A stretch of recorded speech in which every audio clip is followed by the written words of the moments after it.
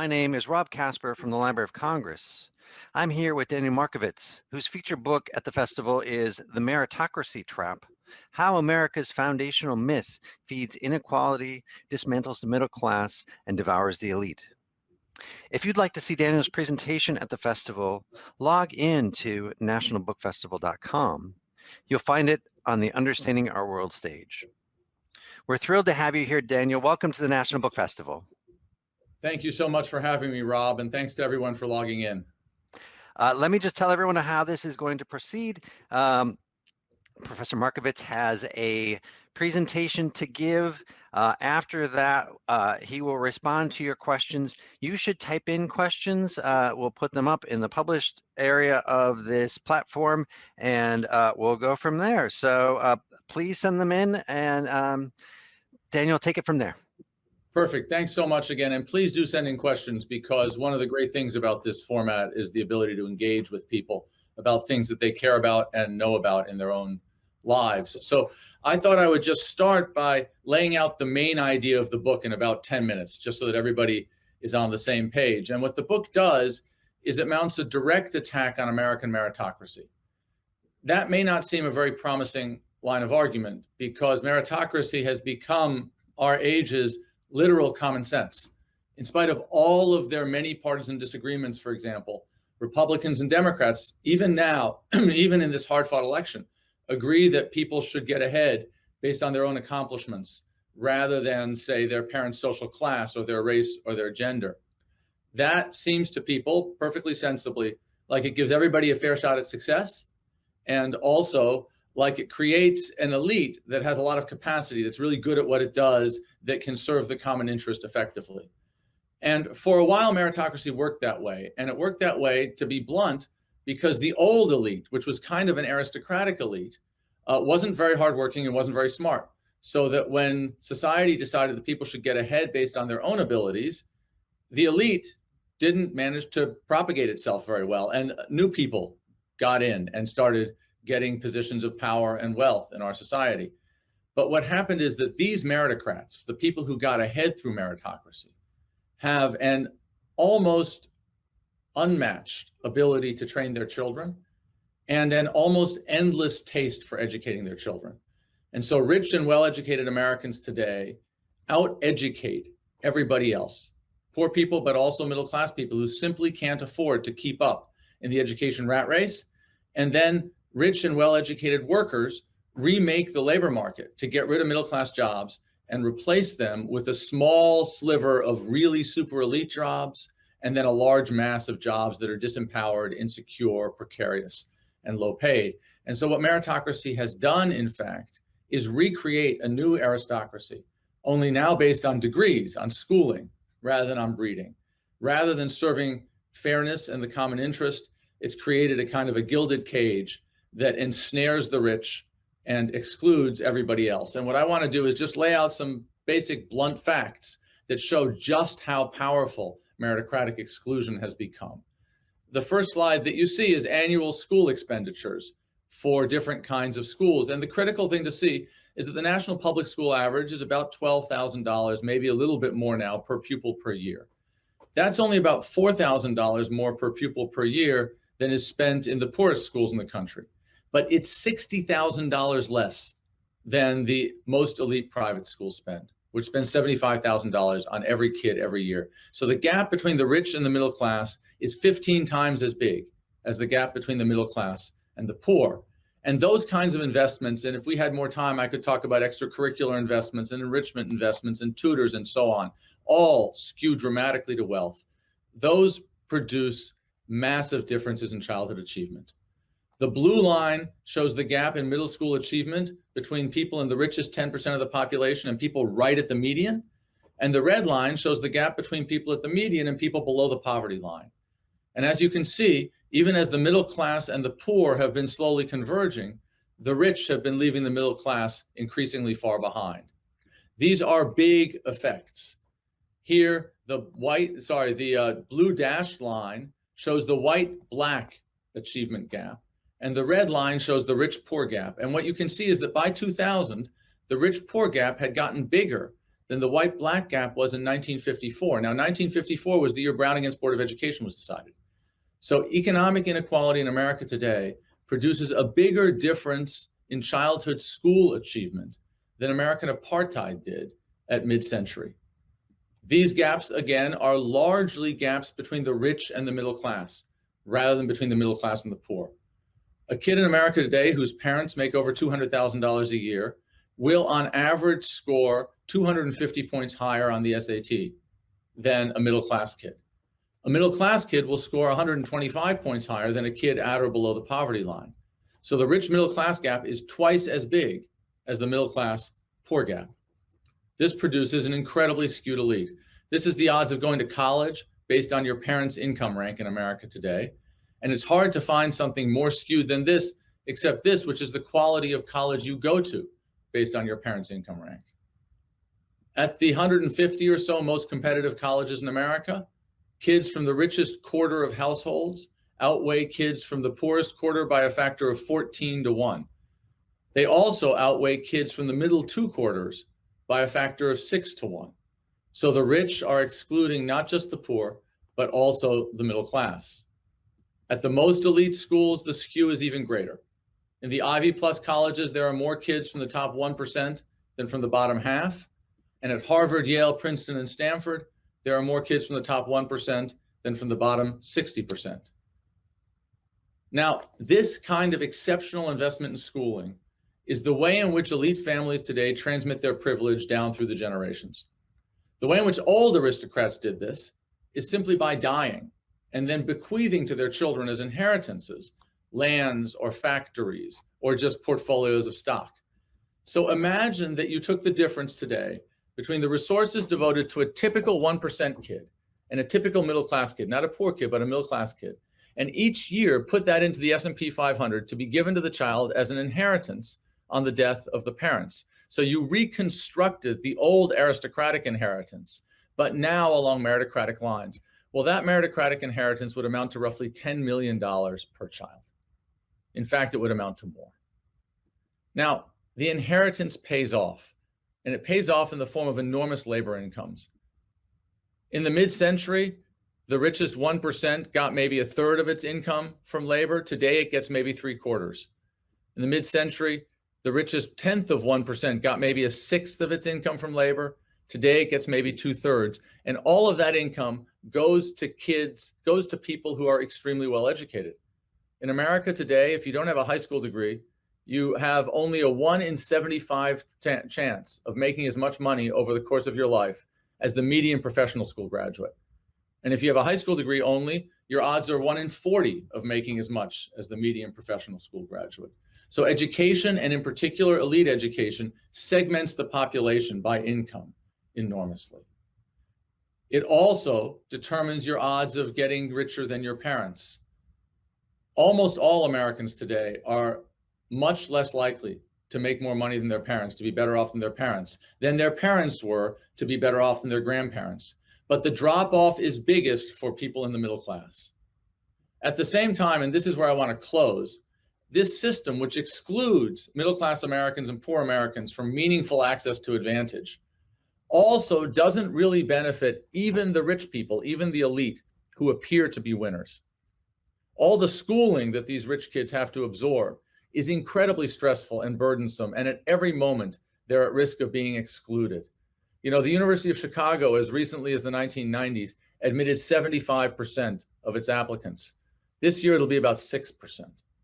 And when American elites get into the workforce, they work incredibly, incredibly long hours.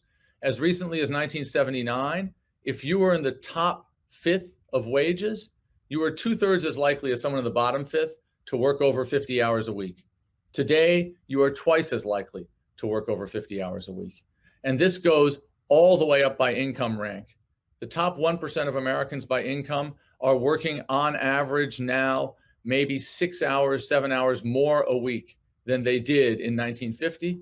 And the bottom 60% are working on average now maybe 8 or 9 hours less a week than they were in 1950. Not because they don't want to work, but because the labor market has changed, the economy has changed, so that there aren't enough good jobs for them to do. But that amounts to a shift of labor effort of about 16 hours a week, 2 work days, away from the bottom 60% and towards the top 1%.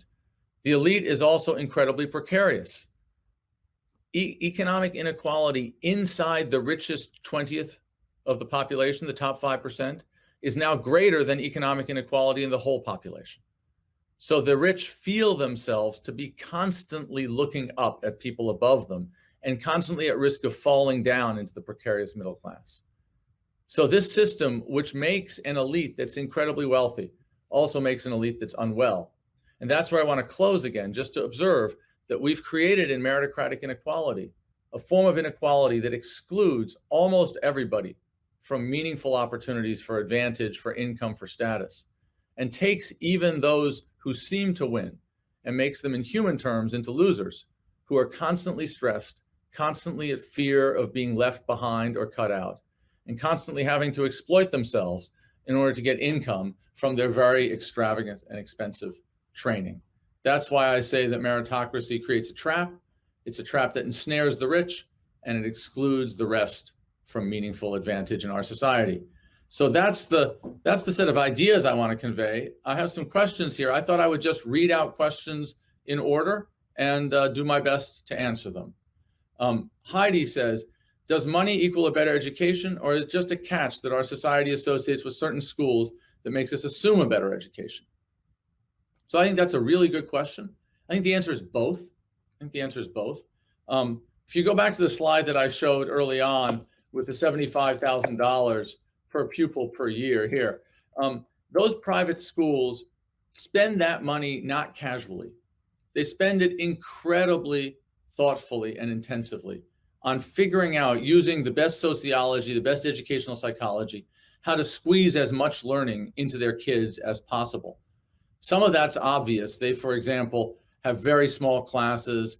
At a private school, a story I heard while working on the book was a kid said that he was on the track team, and if he had to miss a math class in order to go run in a track meet, his math teacher would reteach the whole class just for him individually.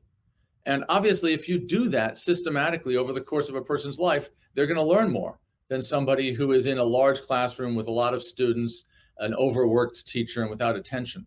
So I think both things are happening, but I think it's extremely important to recognize both that this kind of privilege gives people unmeritocratic advantages, but also that it gives them meritocratic advantages. And that if we really want to fix the inequality that our society faces, we have to address that kind of inequality also. We have to address the fact that elites are getting more schooling than a fair society can give them. Janina, isn't the implication of your argument really that the children of the original meritocrats are in fact an inherited elite, and that the rhetoric of meritocracy obscures that? It's not that these kids are really more talented, but rather they're more credentialed. Great. Yeah, so I want to distinguish two things. On the one hand, there's meritocracy. On the other hand, there's equality of opportunity. And I think you're exactly right, Janina, that meritocracy in America today is a block to equality of opportunity. It's an obstacle. Now, it's also true that the elite in America today is not naturally more talented than anybody else. What they have is enormous amounts of training. The thing is, training works. It makes people good at the thing they're trained to do. And at the same time as the rich have been giving their kids more and more education than anybody else can afford, they've also remade jobs in such a way that in order to do well at work, you have to have exactly the education that only rich people can get. Let's take as an example, management. You know, it used to be in America that management was spread across the whole company, and that you could start in the mailroom and work your way up to the corner office and start from being a line level worker and end up being an elite manager in a firm.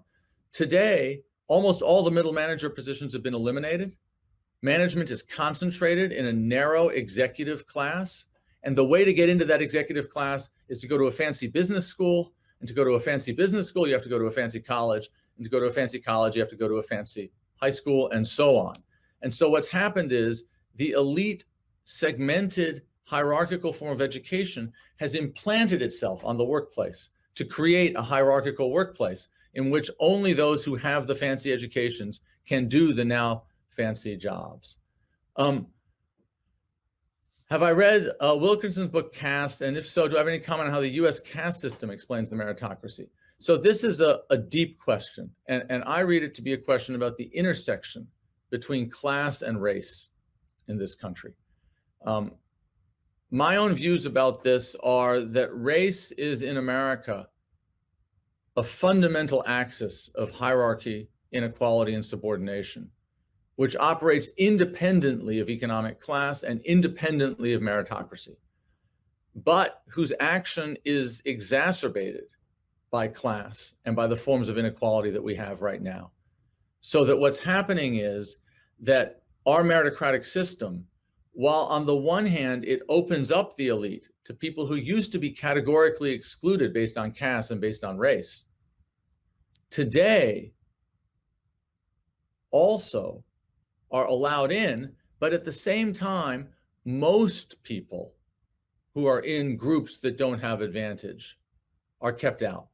So what meritocracy does is it simultaneously creates, to be concrete, a Black elite and explains why the white-Black income and wealth gaps have been growing rather than shrinking.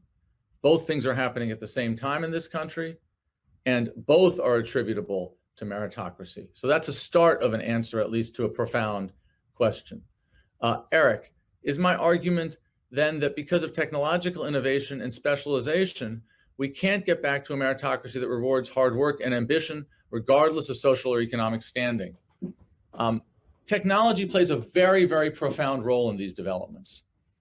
But the question is technology inevitable or not? So right now, I think you are right that technological innovation favors elite skills, it favors elite educations, and it makes the rich richer and everybody else poorer.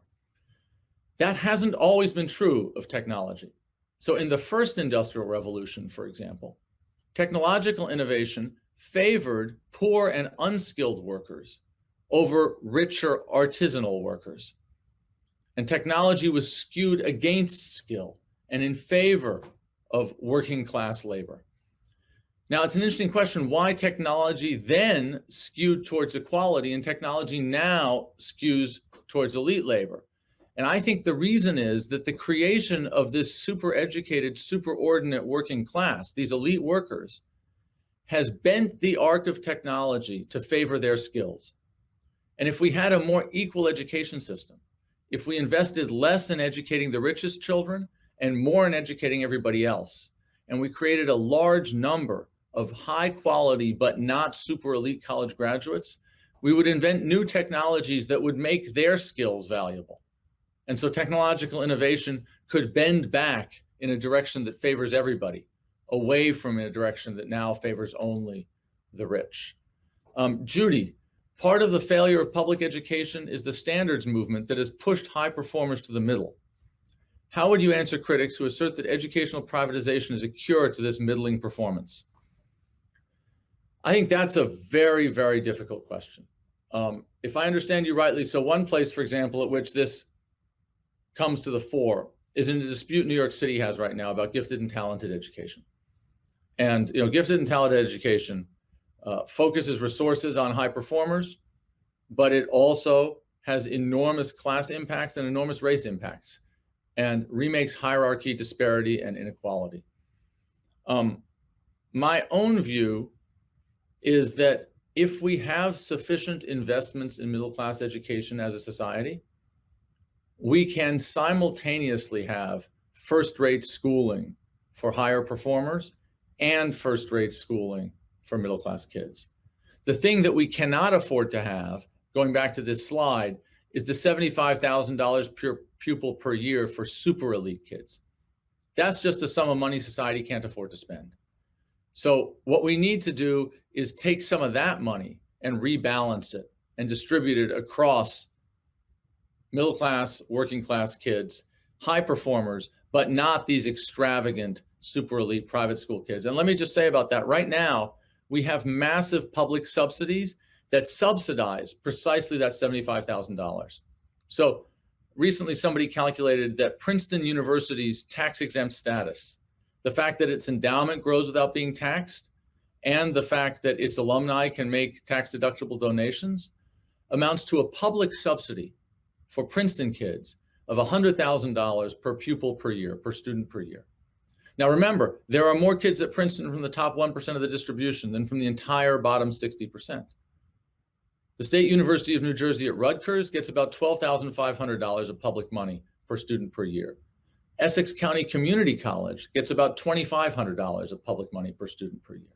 So right now, our society is giving public money to the rich kids at Princeton that is 40 times as much per pupil per year as the public money it gives to the working and middle class kids at Essex County Community College.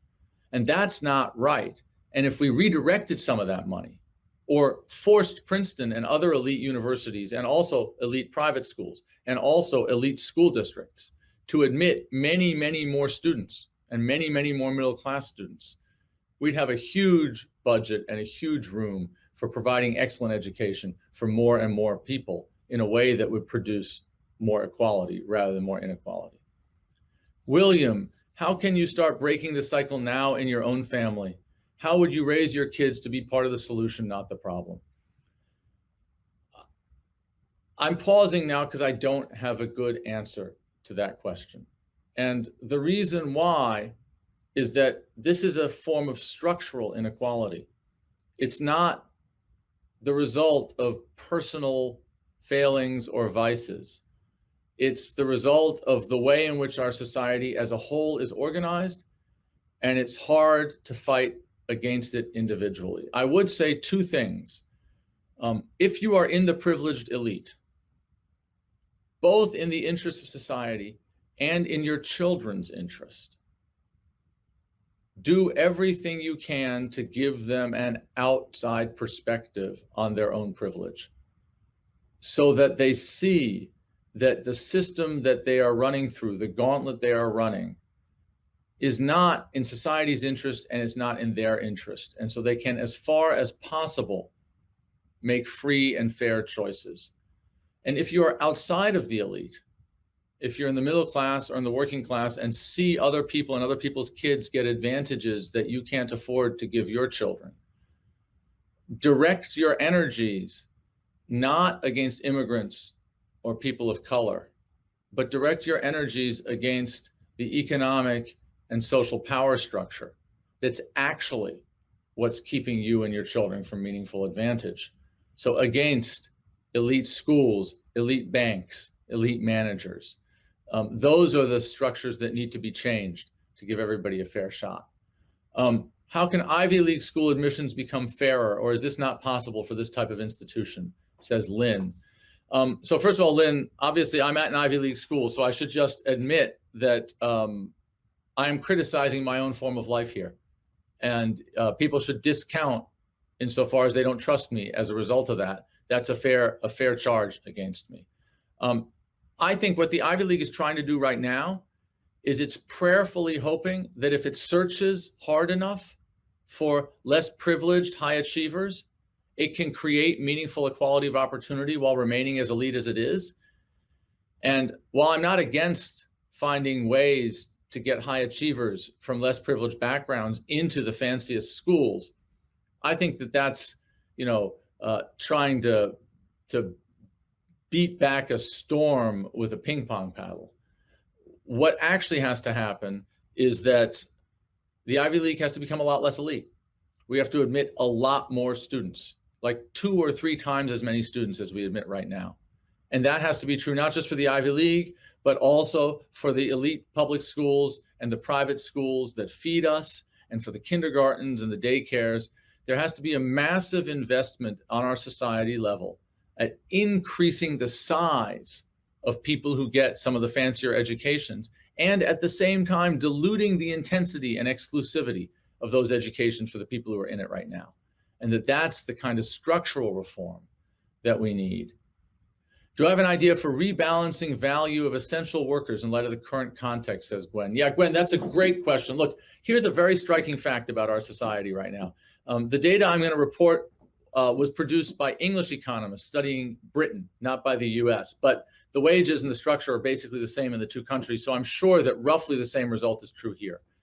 If you ask, what is the social benefit created by say, a garbage worker or a care worker or a grocery delivery worker in relation to their wage, it turns out that those kinds of jobs generate something like $10 of social product for every $1 of private wage. So those workers get only about a tenth of what they give to society in wages.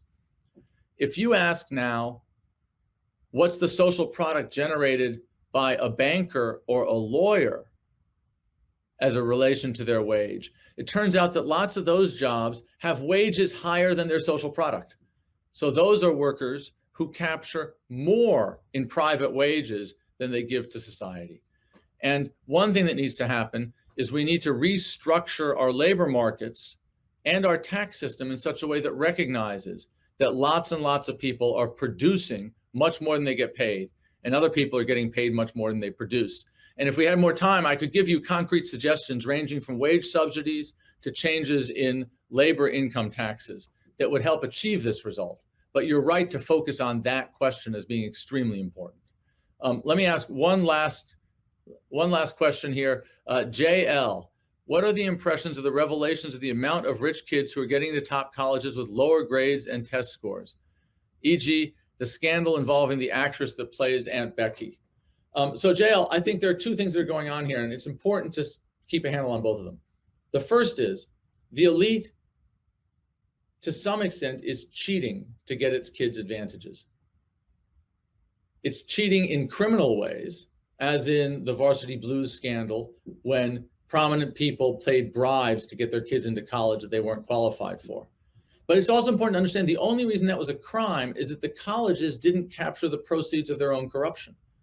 If the rich people had given the money as alumni donations, and that had gotten their children an alumni privilege, that would have been legal. And that's a scandal, and it's wrong, and it's not meritocratic. At the same time, the biggest reason why rich kids disproportionately get into fancy colleges is not that. The biggest reason is that rich kids disproportionately go to fancy high schools, which give them educations that mean that they get better test scores and better grades and have more accomplishments in high school. And that before high school, they went to fancy preschools and elementary schools. So the biggest reason for the inequality that we have on the college end, at the end of the story, is prior meritocratic inequality. And this kind of cheating, which is not meritocratic, is outrageous. But even if we could fix it all, we would have fixed only a small part of the problem. The problem is deeper. And the reason I emphasize the meritocratic inequality is that if we really want to get a fairer, more equal, and more flourishing society, we have to focus on the biggest part of the problem, not the easiest part of the problem. And the biggest part of the problem is meritocracy itself. And I was told to close off around 10:28, which I am now doing. I'm enormously grateful for all the questions. I wish I could have gotten to more of them. Thank you very, very much for tuning in. And thank you, Rob, for letting me do this. Thank you, Daniel, for sharing your time with us and for all of your responses to the great questions. Thanks for everyone who asked them. You've been listening to Daniel Markovits, whose book is The Meritocracy Trap: How America's Foundational Myth Feeds Inequality, Dismantles the Middle Class, and Devours the Elite. You can find his presentation on the Understanding Our World stage of the National Book Festival at nationalbookfestival.com.